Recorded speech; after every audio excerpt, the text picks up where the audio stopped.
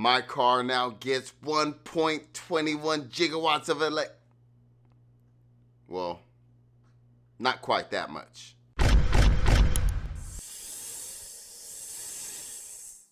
Welcome back to the Cobra Pit, whether you're a longtime viewer or a newer subscriber like Jesse Ehrlich.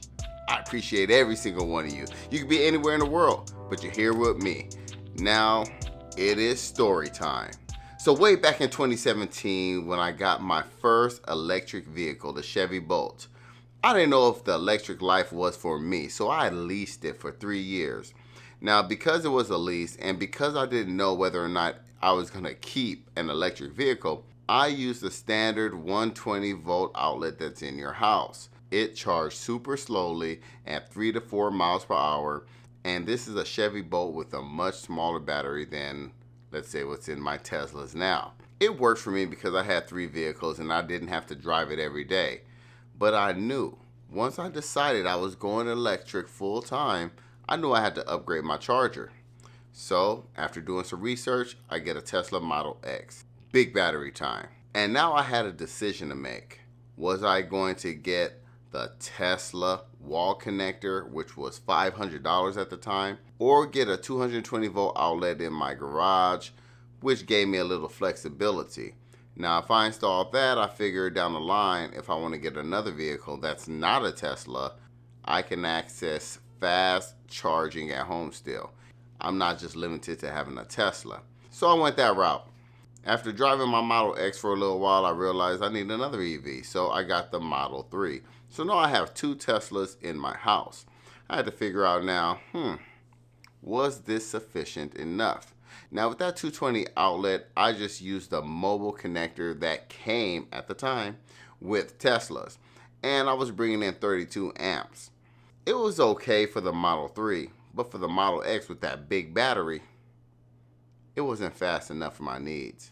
Now, I did get a little frustrated because I had to wait a little bit longer because remember I had to charge the other car sometimes.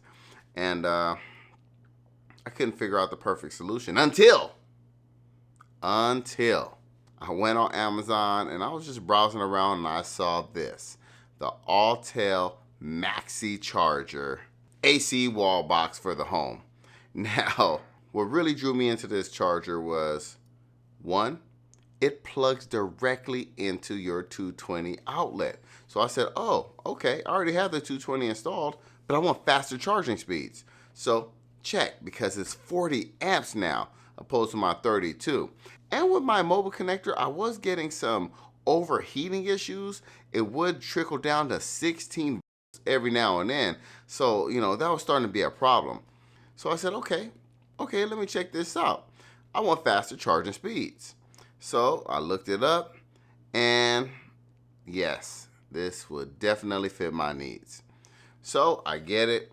It's a pretty substantial weight. Now, make sure when you install this, you use the studs on the wall and you have it in line. The problem of my setup was my sprinkler box was right in line with the stud, so I couldn't put it there. So I had to temporarily install this plywood that was gonna hold up the weight. It's not too heavy, and it's a one-person job if you can find a way to hold this thick cord. I'll pull out the box, and it looks pretty cool. It looks pretty sleek. I like the style of it. It has a nice modern look to it. So I said, okay, let's go ahead and install it. Now, this is a temporary fix. I'm gonna end up painting that plywood to make it match. So I had to install the plywood and I had to measure the distance. Now the instructions that are included are super easy, right? Super easy. You're just drilling 2 holes and you're good to go.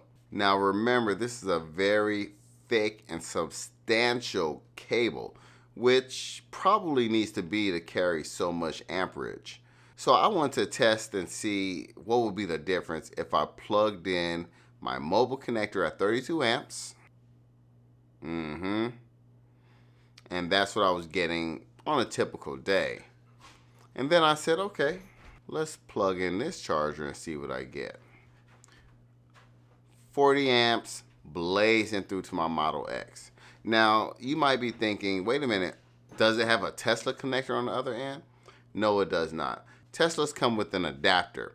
This is so that you can use any charger out there in the wild. You just connect this to the end of the Autel Maxicharger.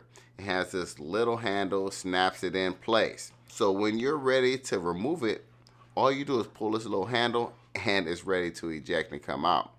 So it works for Teslas, and down the line, if I end up getting another EV, no promises, but I got my eye on some, I have this charger as well. Now this is going to charge a lot faster than 32 amps. No, it's not the dedicated Tesla charger at 48 amps, but I have the flexibility of now being able to use this for another car down the line. I'm not just stuck into the Tesla ecosystem. And that for me is the best part. They even have their own app. I know Tesla has their app, and when you do plug it in, it shows up on the Tesla app. It connects like any Tesla charger, but they have their own app too where you can customize it. You can set your location, you can change the amperage. There's lots of features within their software as well, and it looks like they're taking that area very seriously. It just gives you more control. So when you don't have a Tesla vehicle, or if you don't have a Tesla vehicle, it's kind of like you have a Tesla vehicle because of their app. So it gives you that same vibe. So now I have, again, options and flexibility. Eventually, when I go ahead and paint the plywood and button everything up, make it look nice and neat, then I'm gonna be pretty satisfied with this setup. Look at what you need, and if it fits your needs, then you might want to look this way. You wouldn't think 40 amps will make a big difference, but it does. Look at the time difference. It literally shaves so much time off. It especially makes a big difference if you have two vehicles, right? And you need to charge one and then go ahead and charge the other one. So it does help out a lot.